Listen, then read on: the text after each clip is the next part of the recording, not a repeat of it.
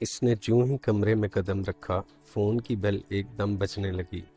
اس نے ایک نظر سیل فون کی طرف دیکھا، پھر غصے کے عالم میں سفید رنگ کی گیند کو دیوار پر پوری شدت سے دے مارا۔ ہاتھ میں پکڑی ہاکی اور پسینے سے تر بتر شرٹ اتار کر بیڈ پر پھینکی۔ فون کی بیل تواتر سے بجتی جا رہی تھی۔ اب وہ صوفے پر بیٹھ کر جوتوں کے تسمے کھول رہا تھا۔ وہ ابھی تک بجتی بیل کی طرف متوجہ نہیں ہو سکا تھا، کیونکہ وہ ذہنی طور پر یہاں موجود ہی نہیں تھا۔ وہ تو ابھی تک خود کو ہاکی کے میدان میں محسوس کر رہا تھا۔ 100 گز لمبے اور 60 گز چوڑے ہاکی کے اس میدان میں ابھی تک تماشائیوں کا ہنگامہ مچا ہوا تھا، اور آج کی شکست بری طرح اسے تلملا رہی تھی۔ تھوڑی دیر اس نے فون کے بند ہو جانے کا انتظار کیا، پھر کچھ سوچ کر گویا کرنٹ کھا کے اٹھا۔ مائی گاڈ، اگر لالا کا فون ہوا تو وہ کس قدر پریشان ہو رہے ہوں گے۔ پھرتی سے فون اٹھا کر اس نے اسکرین کی طرف دیکھا۔ اسکرین پر چمکتا نمبر اجنبی نہیں تھا۔ وہ پہلے 1 سال سے اس نمبر سے آنے والی ہر کال نہ چاہتے ہوئے بھی اٹینڈ کر رہا تھا۔ وہ تھوڑی دیر مزید سوچتا رہا، شاید دوسری طرف موجود ڈھیٹ انسان کو کچھ شرم آ جائے، مگر اسے غیرت بھلا کہاں آ سکتی تھی۔ اس نے دانت پیستے ہوئے کال ریسیو کی۔ عبد ڈارلنگ کہاں تھے؟ اتنا انتظار کروایا۔ چہکتی ہوئی اس آواز میں بلا کی تازگی تھی۔ وہ گہری سانسیں خارج کرتے ہوئے خود کو پرسکون کرنے کی کوشش کر رہا تھا۔ مجھے پورا یقین تھا کہ تم اس وقت بہت سیڈ ہو رہے ہوگے، سو اسی لیے کال کر لی۔ کیا روتے رہے ہو؟ بڑی ہمدردی کا مظاہرہ کیا جا رہا تھا، گویا ان دونوں میں بلا کی ذہنی ہم آہنگی اور دوستی ہو، حالانکہ وہ اس ہمدردی کے پردے میں چھپا طنز اچھی طرح سمجھ رہا تھا۔ Just shut up! وہ بری طرح تپ گیا تھا۔ وہ کچھ پل مزید خود کو ٹھنڈا کرتا رہا۔ ہار اور جیت زندگی کا حصہ ہوتی ہے، میں اتنی معمولی بات پر رو نہیں سکتا۔ اس کے لہجے میں بلا کی مضبوطی تھی۔ تبھی وہ شرارتی انداز میں چہکی، حوصلے تو بہت بلند ہیں۔ ہر سپاہی کا حوصلہ بلند اور ہمت جواں ہوتی ہے۔ وہ چڑھ کر گویا ہوا، جانتا تھا کہ وہ بات سے بات نکالتی جائے گی اور وہ اس کے جوابات نہ چاہتے ہوئے بھی دیتا رہے گا۔ اے بلند ہمت سپاہی، آج کا مارکا تمہارے لیے خاصا تکلیف دے رہا۔ وہ شکست ہمیشہ یاد رہنے والی ہے۔ تمہاری گیند بھول کر بھی فلیگ پوسٹ کی طرف نہیں جا سکی، جبکہ جازم کی ٹیم نے یکے بعد دیگرے کئی گول کیے تھے۔ مائی گاڈ، 70 منٹ کے کھیل میں ایک بھی گول تم لوگوں سے نہیں ہو سکا۔ ویری بیڈ، آج تو بہت خراب کھیلے ہو۔ اس کے ہمدردانہ لہجے میں چھپی شرارت کو محسوس کر کے عبد کا فون کھول اٹھا۔ کیوں فون کیا ہے؟ سونے کی قیمت دن بدن بڑھ رہی ہے، بس یہی بتانے کے لیے فون کیا ہے۔ وہ ایک دفعہ پھر اسے بری طرح سے تپا گئی۔ دیکھیے مس، عبد کچھ بولنا چاہتا ہی تھا جب وہ سرعت سے اسے ٹوک گئی۔ میں رمشا اکرام ہوں۔ 1 سال ہو چکا ہے، اب تک تو تمہیں میرا نام حفظ ہو جانا چاہیے۔ حفظ تو تب ہوتا جب میں تمہارے نام کو یاد کرنے کی کوشش کرتا۔ عبد نے بھی طنزیہ لہجے میں اسے چلانا چاہا۔ کوئی بات نہیں، صرف حفظ ہی نہیں کرو گے بلکہ میرے نام کی مالا بھی جپنے لگو گے۔ وہ تلملاتی کہاں تھی، بلکہ تل ملا کر رکھ دیتی تھی۔ بڑی خوش فہمی ہے، وہ ہون کے گونڈ بھر کر رہ گیا تھا۔ جو بھی کہہ لو، اسے کون سا پرواہ تھی۔ Just shut up! پھر عبد سے سخت الفاظ کہتے کہتے رک گیا۔ خواتین سے نازیبا گفتگو کرنا اسے کبھی بھی پسند نہیں رہا تھا، مگر یہ رمشا اکرام اسے زچ کر کے رکھ دیتی تھی۔ تم نے فون کرنے کی وجہ نہیں بتائی، اس نے روکھے لہجے میں پوچھا۔ اس لیے فون کیا تھا تاکہ تم سے پوچھ سکوں ہاکی کا کھیل برے صغیر پاک و ہند میں کب متعارف ہوا۔ رمشا نے کھنکتی آواز میں اسے چڑھایا۔ ویسے آج تم بہت خراب کھیل رہے تھے، 3 گول مس کیے تم نے۔ تم اچھے کھلاڑی نہیں ہو، وہ اس کی دکھتی رکھ پر ہاتھ رکھ کے مسلسل بول رہی تھی۔ میں تمہیں لنچ کی آفر کرنا چاہتے ہو کیا؟ وہ جانتی تھی اب ضرور کچھ نہ کچھ بولے گا، اسی لیے اس کی بات سنے بغیر اپنی سناتی رہی۔ تم؟ وہ ایک دفعہ پھر لفظ ترتیب دینے لگا تھا جب رمشا نے اس کی بات درمیان میں اچک لی۔ آج کل کلب کیوں نہیں آ رہے تم؟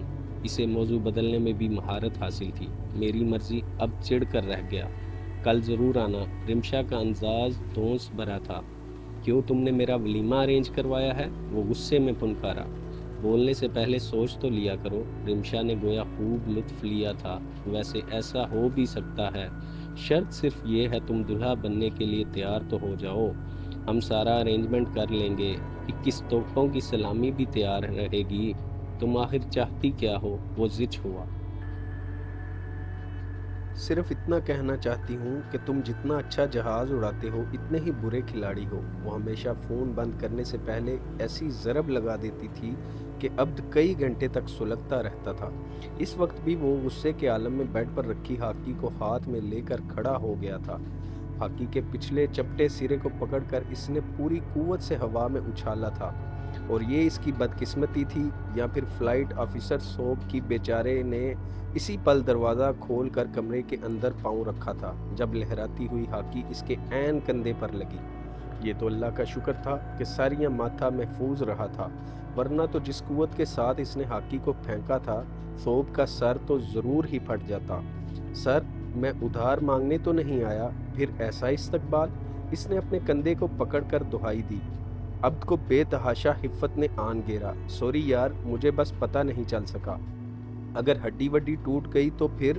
صوب بھی حادثہ نازک مزاج تھا، نہ جانے ایئر فورس اس نے کیسے جوائن کر لی تھی۔ مجھے تو لگتا ہے ضرور اندرونی طرف سے جلد پھٹ گئی ہوگی، اگر جلد کے اندر انفیکشن پھیل گیا تو؟ صدا کا وہمی صوب اسے بھی دہلا رہا تھا۔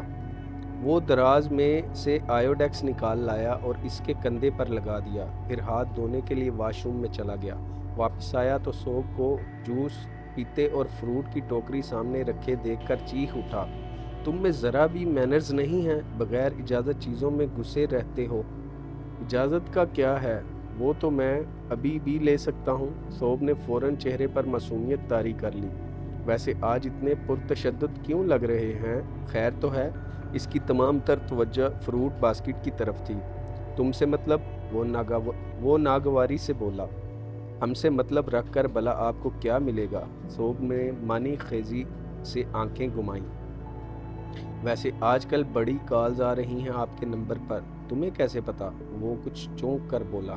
خبر تو رکھنی پڑتی ہے۔ ویسے آج میں سارا دن آپ کے کمرے میں سوتا رہا ہوں اور پورا دن آپ کا سیل بچتا رہا ہے، صوب نے اطمینان سے بتایا۔ کوئی رانگ کالر ہوگا، اس نے خود کو لاپرواہ ظاہر کرنا چاہا۔ اب وہ لیپ ٹاپ کھول کر بیٹھ چکا تھا تاکہ صوب کی مینی خیز نظروں سے بچ سکے۔ رانگ کالر بھی خاصا مستقل مزاج لگتا ہے، تم یہ 2 کیلے اور لو اور بھاگو یہاں سے، عبد بنا کر بولا۔ صوب اطمینان سے چھلکے اکٹھے کر کے ڈسٹ بن میں ڈال آیا تھا۔ ایکچولی مجھے بھی یہاں بیٹھنے کا کوئی شوق نہیں، میں تو بس اظہار افسوس کرنے آیا تھا۔ جاتے جاتے اس نے بھی تو کمینگی دکھائی تھی۔ کیا مطلب ہے؟ عبد کا ماتھا ٹھنکا۔ لگتا ہے پورے بیس میں حشر نشر ہو گئی ہے، یہ بات چھپا کر رکھنے والی بھی نہیں ہے، دفع ہو یہاں سے۔ عبد کا پارا چڑھ گیا تھا، وہ ہاکی اٹھا کر صوب کے پیچھے لپکا تھا مگر وہ اسے ڈاج کر دے کر بھاگ گیا۔ صوب کے جانے کے بعد وہ صوفے پر ڈھہ گیا تھا۔ آج کی شکست نے سچ مچ اسے بے حد بد دل کر دیا تھا۔ ہاکی کھیلنا اس کا شوق ہی نہیں، جنون بھی تھا۔ ان کے ادارے کی 2 ٹیمیں تھیں جن کے آپس میں میچز ہوتے رہتے تھے۔ جازم اس کا کولیگ بھی تھا اور مخالف ٹیم کا کپتان بھی۔ رسال پور اکیڈمی میں بھی یہ دونوں ایک دوسرے کے ساتھ ساتھ تھے۔ ایف ایس سی کے زمانے سے ہی دونوں کے درمیان مقابلہ رہتا تھا۔ آج اسے جازم کی ٹیم نے شکست سے دوچار کیا تھا۔ اوپر سے رمشا کے ریمارکس نے اس کا دماغ بری طرح سے کھلا کر رکھ دیا تھا۔ اگلے 4-5 دن اسے اسی کھولن کا شکار رہنا تھا۔ اس بات سے وہ اچھی طرح آگاہ تھا۔ فی الحال وہ جازم کی جیت کو بلائے رمشا کے متعلق سوچنے لگا تھا۔ آخر یہ ہے کون؟ اس کے ارد گرد بڑا سا سوالیہ نشان چکرا رہا تھا۔ وہ کالج کے زمانے سے ہی بہت اچھی ہاکی کھیلتا تھا۔ اگر اناس لالا اسے اکیڈمی نہ بھیجتے تو شاید آج وہ قومی ٹیم کی نمائندگی کر رہا ہوتا۔ اتنی سخت ملازمت میں بھی وہ اپنے اس شوق کو ختم نہیں کر پایا تھا۔ اس کے جیسے ہاکی کے کئی شوقین اور جنونی لڑکوں نے 2 ٹیمیں بنا رکھی تھیں۔ فرصت کے دنوں میں وہ میچ رکھ لیا کرتے تھے۔ فائنل سے پہلے کافی پریکٹس بھی کی جاتی تھی۔ جس دن ان کے سالانہ یا ماہانہ میچز شروع ہوتے تھے، تقریباً پورے بیس کے شائقین بڑھ چڑھ کر حصہ لیتے تھے۔ وہ اور جاسم اب محنت کے بعد میدان میں آئے تھے، مگر اس میچ میں قسمت نے اس کا ساتھ نہیں دیا تھا۔ عبد جرار کا تعلق ایک زمیندار گھرانے سے تھا، مگر اب اس کے پاس صرف 3 مربع زمین تھی۔ عبد کے والد کا انتقال ہو چکا تھا۔ اس کی ماما تعلیم یافتہ خاتون تھیں۔ انہوں نے اپنے بیٹوں کے مستقبل کی خاطر زمین بیچ کر شہر میں 2 منزلہ مکان لے لیا تھا اور خود ایک پرائیویٹ کالج میں پڑھانے لگی تھیں۔ ان کی تمام تر توجہ اپنے بیٹوں کی طرف تھی۔ بیگم عدیلہ جرار نے اپنے بیٹوں کی زندگی بنانے کے لیے بے حد جدوجہد کی تھی۔ اپنے بچوں سے انہیں بے انتہا محبت تھی۔ اسی طرح اناس اور عبد بھی ماں کے ہر فیصلے اور ہر بات کو حکم کا درجہ دیتے تھے۔ بیگم عدیلہ کی ایک بیوہ بہن بھی ان کے گھر میں رہائش پذیر تھیں۔ عاشرہ کی 3 بیٹیاں تھیں، مونسا، مونا اور مینا۔ ان کی رہائش اوپری منزل پر تھی۔ مونسا ماسٹرز کر چکی تھی اور اب ایک اچھی ساکھ رکھنے والے اسکول میں پڑھاتی تھی۔ مونا نے BA کر لیا تھا، ان دنوں انگریزی زبان سیکھنے کے خبط میں مبتلا تھی۔ سب سے چھوٹی مینا تھی، جو کہ فرسٹ ایئر کی طالبہ تھی۔ مختلف تعلیمی اداروں میں عبد کو بے شمار دوستوں کا ساتھ ملا تھا، مگر جو دوستی اناس لالا اور اس کے درمیان تھی، اس کی کہیں مثال نہیں ملتی تھی۔ عبد میں گویا اناس کی جان تھی۔ عبد کو معمولی سی تکلیف کیا ہوتی تھی، اس کا دل پہلے سے ہی اسے سگنل پہنچا دیتا تھا۔ وہ اس کی ذرا سی تکلیف پر تڑپ اٹھتا تھا۔ ایک مرتبہ چھوٹے سے ایکسیڈنٹ میں عبد معمولی سا زخمی ہو گیا تھا، مگر بر وقت طبی امداد نہ ملنے کی وجہ سے خون بہنا بند نہیں ہو رہا تھا۔ تب اناس گویا پاگل ہونے لگا تھا۔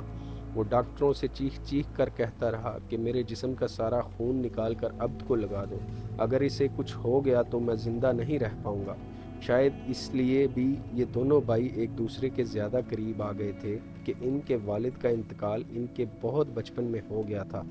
تب ماما نے اناس کو ایک بات گویا کھول کر پلا دی تھی، عبد کہ تم بھائی نہیں ہو، باپ بھی ہو۔ زندگی کے کسی بھی موڑ پر عبد کو تنہا مت چھوڑنا۔ عبد میرا دل ہے، ماما گویا اس سے وعدہ لے رہی تھی، اور عبد میرا بھی دل ہے۔ اناس کے دل نے بھی ماما کی بات پر مہر لگا دی تھی۔ بہت بچپن سے ہی عبد کو محبتیں سمیٹنے کی عادت ہو گئی تھی۔ ماما اور اناس سے لے کر خالہ اور مینا تک سبھی اسے ہتھیلی کا چھالا بنائے رکھتے تھے۔ وہ جب بھی اکیڈمی سے گھر واپس آتا، گویا پورے گھر میں ایک خوشی کی لہر دوڑ جاتی تھی۔ سبھی یوں مستعد ہو جاتے گویا کسی کمانڈر کی آمد کی اطلاع مل گئی ہو۔ مونسا کچن میں گھس جاتی تھی، مونا اور مینا اس کا کمرہ صاف کرنے کے لیے بھاگ اٹھتی تھیں، خالہ اس کے کپڑے استری کرتی اور اناس اس کی چھوٹی سے چھوٹی ضرورت کا بھی خیال رکھتا۔ اناس ذاتی کلینک بہت کامیابی سے چلا رہا تھا۔ اناس نے MBBS لاہور سے کیا تھا۔ اس کے علاوہ ڈپلومیٹ ان ڈرماٹالوجی میں اعلیٰ تعلیم انگلینڈ سے، اور پھر 4 سال پہلے کاسمیٹک سرجری میں بھی امریکہ سے اعلیٰ تعلیم حاصل کی تھی۔ بے حد قابل اور لائق فائق سرجن تھا۔ اپنی فیلڈ میں خاصی شہرت رکھتا تھا، مگر ماما کے 1000 مرتبہ کہنے کے باوجود ابھی تک تنہا تھا۔ نہ جانے کیوں شادی کے نام سے ہی بدکتا تھا۔ حالانکہ چوڑیاں چھنکات بابی کو گھر میں لانے کے لیے عبد بھی خاصا بے قرار تھا، مگر اناس کی نہ ابھی تک ہاں میں نہیں بدل سکی تھی۔ پچھلے 2 دن سے وہ چھٹی کے مزے لوٹ رہا تھا، مگر فی الحال تازہ شکست کا غم ابھی زندہ تھا، سو وہ ابھی تک کسی کا سامنا کرنے سے گریزاں تھا۔ وہ اس وقت بھی اپنے کمرے میں موجود تھا اور پروفیسر غفور احمد کی پھر مارشل لا آ گیا پڑھنے میں بری طرح سے محو تھا، جب دروازے پر ہلکی سی دستک دے کر کیڈٹ ہارون اندر داخل ہوا۔ وہ لابی میں موجود فون بوتھ کا آپریٹر بھی تھا۔ عبد کا دھیان فوراً اپنے گھر کی طرف چلا گیا۔ سر، آپ کی کال آ رہی ہے۔ کہاں سے؟ وہ خاموش پڑے سیل کی طرف دیکھ کر بولا۔ آپ کے بھائی ہیں اور کہہ رہے ہیں کہ اپنا موبائل آن کریں، انہیں کوئی ضروری بات کرنا ہے۔ ہارون پیغام پہنچا کر باہر کی طرف چلا گیا۔ عبد نے فوراً کتاب بند کر کے سیل فون آن کر لیا۔ ابھی وہ اناس کا نمبر ملانے ہی لگا تھا کہ اسکرین پر لالا کالنگ جگمگاتا نظر آ گیا۔ اناس نے چھوٹتے ہی سیل فون کی خاموشی کے متعلق جاننا چاہا تھا۔ بیٹری لو ہو چکی تھی اور چارجر صوب کے کمرے میں تھا۔ اسے فی الحال یہی بہانہ سوجا۔ کوئی اور بہانہ سوچتے۔ میری ابھی صوب سے بات ہوئی ہے، وہ کہہ رہا تھا میچ ہارنے کا سوگ منا رہے ہو۔ اناس نے اگرچہ اس کا جھوٹ ٹھیک پکڑا تھا، تاہم سوگ منانے والی بات نے اسے بے حد مشتعل کر دیا تھا۔ اس کا جی چاہا کال منقطع کر کے سوگ کو 2 جھانپڑ لگا آئے، مگر اپنی امن پسند فطرت کے باعث تحمل کا مظاہرہ کرتا رہا۔ इधर इनास इसे समझाए जा रहा था, मेरी जान दिल छोटा क्यों कर रहे हो, हार जीत तो जिंदगी का लाजमी जुज्व है। तुम तो सिर्फ एक खेल में हारे हो, भला इन लोगों को देखो जो दिल हार कर सब्र से बैठे हैं, पूरी की पूरी मता लुटाकर फिर भी सब्र का दामन नहीं छोड़ते। लाला ऐसी बात नहीं है। अब्द ने कुछ झुंझला कर वजाहत करना चाही। ये थोब तो मेरा अजली दुश्मन है। अगर आपके दोस्त का भाई ना होता तो सच में मेरे हाथों अब तक शहीद हो चुका होता। मुझे न कभी हार का इतना गम हुआ है, न जीत की ढेरों खुशी। बस फ़ोन ऐसे ही बंद कर रखा था। तो मेरे चांद ऐसे फ़ोन ना बंद कर किया करो ना। जिनकी धड़कनें तुम्हारे दिल के तारों से जुड़ी हैं, इन्हें क्यों परेशान करते हो। रात से मामा और मोनसा वगैरह सख्त परेशान हैं। तुम मोनसा और मोना के मैसेजेस का रिप्लाई भी नहीं दे रहे थे। अनास ने बहुत मोहब्बत से इसकी गलती की निशानदही की थी। अब हासा शर्मिंदा हो गया। सॉरी लाला, आइंदा ऐसा नहीं होगा, इसने नदामत से कहा था और फिर कपड़े उठाकर स्टैंड की तरफ आ गया। तुम इस वक्त क्या कर रहे हो। अनास यकीनन इसकी खटपट से अंदाज़ा लगा चुका था कि साहिब बहादुर कुछ काम वगैरह में भी मसरूफ़ हैं। अपने कपड़े इस्त्री करने की कोशिश। सच लाला, जब से घर से बाहर निकलना पड़ा है, सारे जनानियों वाले काम सीख लिए हैं। कभी कभी तो बड़ा ही रोना आता है। पिछली मर्तबा सोब ने मेरे कपड़े लॉन्ड्री में नहीं दिए तो खुद ही धोने पड़े। हर शर्ट को धोते हुए मोनसा और खाला की बड़ी शिद्दत से याद आई थी। 8-8 आंसू बहाते हुए एक एक मोजा धोया था। अनास को हंसी आ गई। चलो इसी बहाने तुम्हें खवातीन की कदर तो आई। जनाब, हम तो दिल से कदर करते हैं, बस आप ही खवातीन की कदर नहीं पहचानते। वो गोया मज़े से बोला। आज अगर शादी कर चुके होते तो मैं 3-4 प्यारे प्यारे बच्चों का चाचू होता। तो फिर तैयारी पकड़ो ना, मैं तुम्हें चाचा बनाने के लिए तैयार हूँ। अनास ने गोया एक खुशगवार धमाका किया था। अब की सारी बेजारी पल भर में उड़न छू हो गई। लाला, आप सच कह रहे हैं। वो बेहद हैरान हुआ। 100% सच। अनास इसकी खुशी पर खुद भी मसरूर हो गया था। कौन है वो खुशनसीब। डॉक्टर हुरिया मेरी क्लास फेलो थी और बाद में हम दोनों ने तकरीबन साल भर तक मेडिकल कॉलेज में पढ़ाया भी था। फिर हुरिया इंग्लैंड और मैं अमेरिका चला गया था। इस पर कुछ घरेलू जिम्मेदारियां थीं, सो इसीलिए इसने मुझे भी कोई अगला कदम उठाने की इजाज़त नहीं दी थी।